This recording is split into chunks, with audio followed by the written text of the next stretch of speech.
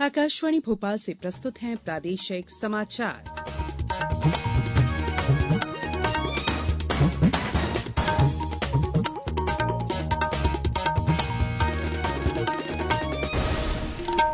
नमस्कार, समाचारों के साथ मैं संयुक्ता बैनर्जी। सबसे पहले बुलेटिन के मुख्य समाचार। प्रधानमंत्री नरेंद्र मोदी ने कहा, G20 में भारत की अध्यक्षता समावेशी, महत्वाकांक्षी, निर्णायक और कार्योन्मुखी होगी। राष्ट्रपति द्रौपदी मुर्मू ने भोपाल में स्व सहायता समूह के महिला सम्मेलन में आत्मनिर्भर और विकसित भारत के लिए महिलाओं की भागीदारी को जरूरी बताया।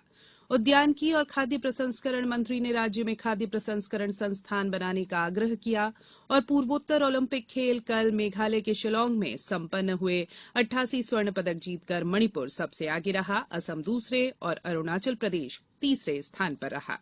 अब समाचार विस्तार से। प्रधानमंत्री नरेंद्र मोदी इंडोनेशिया में बाली की यात्रा संपन्न कर स्वदेश लौट आए हैं।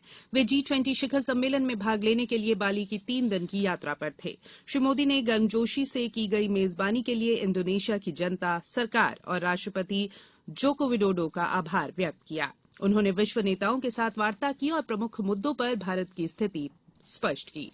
कल G20 शिखर सम्मेलन के समापन सत्र में भारत को समूह की अध्यक्षता सौंपी गई। इंडोनेशिया के राष्ट्रपति ने प्रतीकात्मक रूप से प्रधानमंत्री मोदी को G20 की अध्यक्षता सौंपी। भारत पहले दिसंबर से आधिकारिक रूप से G20 की अध्यक्षता ग्रहण करेगा। शिखर सम्मेलन के समापन सत्र में प्रधानमंत्री ने कहा कि भारत को G20 अध्यक्षता मिलना प्रत्येक भारतीय के लिए गौरव की बात है। उन्होंने कहा कि भारत ऐसे समय में G20 की अध्यक्षता करने जा रहा है जब पूरा विश्व भू राजनीतिक तनाव, आर्थिक मंदी, खाद्य और ऊर्जा की बढ़ती कीमतें और कोरोना महामारी के दीर्घकालिक असर से जूझ रहा है।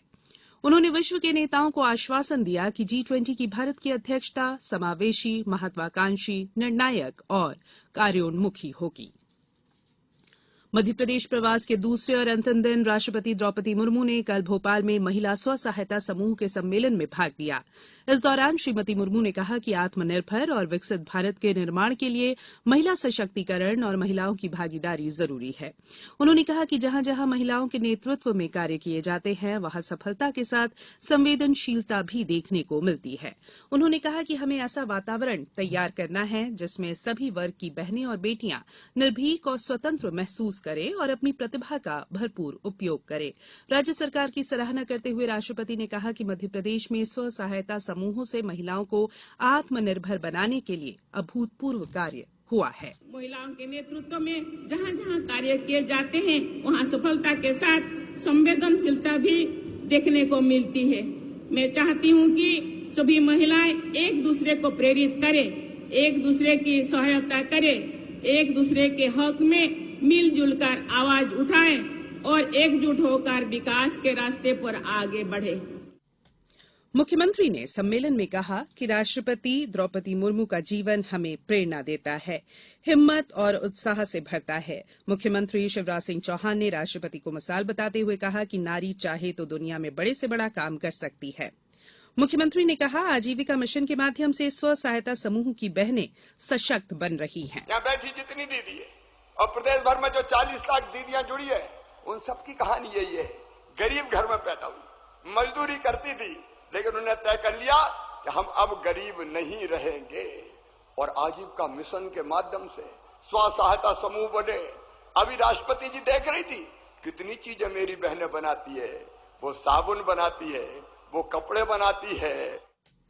इससे पहले राष्ट्रपति द्रौपदी मुर्मू ने कल सुबह भोपाल स्थित जनजातीय संग्रहालय का अवलोकन किया। यहां राष्ट्रपति का पद्मश्री भूरीबाई ने आत्मीय स्वागत किया। श्रीमती मुर्मू ने जनजातीय संग्रहालय स्थित जनजातीय जीवन विथिका, जनजातीय परिवेश के बच्चों के खेलों पर केंद्रित विथिका, लिखंदरा प्रदर्शनी दीर्घा और चिन्हारी संग्रहालय स्टॉल का अवलोकन किया। ये समाचार आप आकाशवाणी भोपाल से सुन रहे हैं। हमारे समाचारों को आप कभी भी और कहीं भी अपनी सुविधा के अनुसार सुन सकते हैं। ये समाचार बुलेटिन YouTube, ट्विटर और फेसबुक पर AIR न्यूज भोपाल पेज पर सुने जा सकते हैं। इसके अलावा आप हमारी वेबसाइट newsonair.nic.in पर या AIR न्यूज ऐप पर भी ये समाचार सुन सकते हैं। ब्रेक के बाद बुलेटिन में एक बार फिर आप सभी का स्वागत है। केंद्रीय कृषि और किसान कल्याण मंत्री नरेंद्र सिंह तोमर से प्रदेश के उद्यानिकी और खाद्य प्रसंस्करण राज्य मंत्री भरत सिंह कुशवाहा ने कल नई दिल्ली में भेंट की। श्री कुशवाहा ने केंद्रीय मंत्री श्री तोमर से ग्वालियर में एक्सीलेंस ऑफ फ्लोरिकल्चर बहुउद्देशीय गार्डन की स्थापना के लिए अतिरिक्त राशि स्वीकृत करने का अनुरोध किया। श्री कुशवाहा ने केंद्रीय खाद्य प्रसंस्करण और जल शक्ति नियोजन मंत्री प्रहलाद पटेल से भी भेंट की। उन्होंने श्री पटेल से मध्यप्रदेश में खाद्य प्रसंस्करण संस्थान की स्थापना के लिए पत्र सौंपकर स्वीकृति के लिए अनुरोध किया।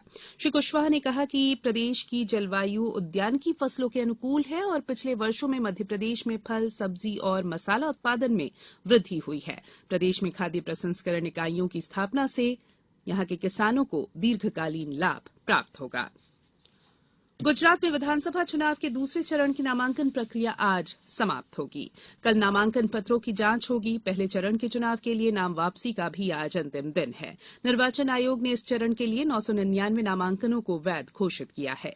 इस बीच निर्वाचन आयोग राज्य में मतदान प्रतिशत बढ़ाने के लिए विशेष प्रयासों में लगा हुआ है।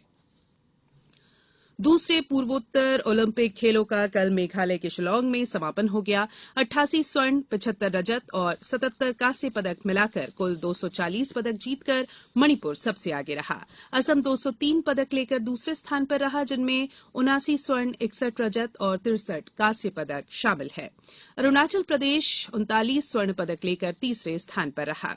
मेजबान मेघालय 36 स्वर्ण पदकों के साथ चौथे स्थान पर रहा। नागालैंड 18 स्वर्ण पदकों के साथ 5वें और मिजोरम 16 स्वर्ण पदकों के साथ 6ठे स्थान पर रहा। त्रिपुरा 8वें और सिक्किम 9वें स्थान पर रहा। एक सप्ताह चले इन खेलों में पूर्वोत्तर राज्यों के करीब 3000 से ज्यादा प्रतिभागियों ने हिस्सा लिया। समापन समारोह में मुख्यमंत्री कोनराड संगमा, खेल मंत्री बंतेईडोर लिंगडोह के साथ मुख्य अतिथि के रूप में शामिल हुए। अगले पूर्वोत्तर ओलंपिक खेल नागालैंड में होंगे। भारत की युवा बैडमिंटन खिलाड़ी अन्वेषा गौड़ा ऑस्ट्रेलियाई ओपन सुपर 300 बैडमिंटन चैंपियनशिप में महिला सिंगल्स के दूसरे दौर में पहुंच गई है। इस बीच भारत के समीर वर्मा और महिला डबल्स की सिमरन सिंघी और ऋतिका ठाकरे ने टूर्नामेंट से नाम वापस ले लिए हैं। इससे पहले पीवी सिंधु और लक्ष्य सेन ने भी फिटनेस कारणों से प्रतियोगिता से नाम वापस ले लिया था। अब कुछ समाचार संक्षेप में। खंडवा जिला कलेक्टर ने साप्ताहिक बैठक की समीक्षा करते हुए अनुविभागीय अधिकारियों को निर्देश दिए कि भूमि के नामांतरण और नपती से संबंधित शिकायतों का निराकरण करें। गुना जिला कलेक्टर और अपर कलेक्टर ने पत्रकार कॉलोनी के पास लाडली लक्ष्मी पथ पर स्थित सीएम राइस स्कूल का निरीक्षण किया। शिवपुरी जिले में मतदाताओं को जागरूक करने के उद्देश्य से जिला निर्वाचन कार्यालय ने जिले की 5 विधानसभा क्षेत्रों के लिए मतदाता जागरूकता रथ रवाना किए। उज्जैन संभागायुक्त ने कल शाजापुर जिले की शुजालपुर विधानसभा क्षेत्र के 4 मतदान केंद्रों में चल रहे फोटोयुक्त निर्वाचन नामावली पुनरीक्षण के कार्य का निरीक्षण किया। इंदौर के महेशगाड लाइन के समीप 15वीं वाहिनी विशेष सशस्त्र बल के मांगलिक भवन परिसर में 3 दिवसीय रंगारंग सारंग उत्सव शुरू हुआ। ये 18 नवंबर तक चलेगा।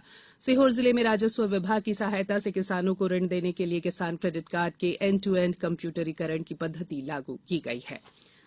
अंत में बुलेटिन के मुख्य समाचार एक बार फिर। प्रधानमंत्री नरेंद्र मोदी ने कहा G20 में भारत की अध्यक्षता समावेशी, महत्वाकांक्षी, निर्णायक और कार्योन्मुखी होगी। राष्ट्रपति द्रौपदी मुर्मू ने भोपाल में स्व सहायता समूह के महिला सम्मेलन में आत्मनिर्भर और विकसित भारत के लिए महिलाओं की भागीदारी को जरूरी बताया। उद्यानिकी और खाद्य प्रसंस्करण मंत्री ने राज्य में खाद्य प्रसंस्करण संस्थान बनाने का आग्रह किया। और पूर्वोत्तर ओलंपिक खेल कल मेघालय के शिलांग में संपन्न हुए। 88 स्वर्ण पदक जीतकर मणिपुर सबसे आगे रहा। असम दूसरे और अरुणाचल प्रदेश तीसरे स्थान पर रहा। बुलेटिन में इतना ही। इजाजत दीजिए। नमस्कार।